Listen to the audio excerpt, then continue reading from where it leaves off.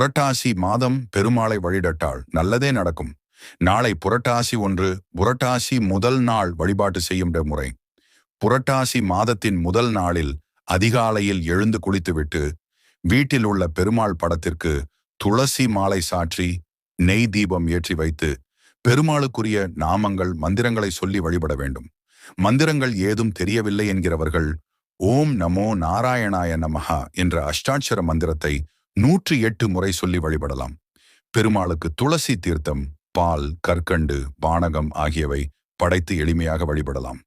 நேரம் இருக்கிறது என்பவர்கள் சர்க்கரை பொங்கல், பாயசம், வடை போன்ற பலவிதமான நைவேத்தியம் செய்து படைத்து வழிபடலாம்.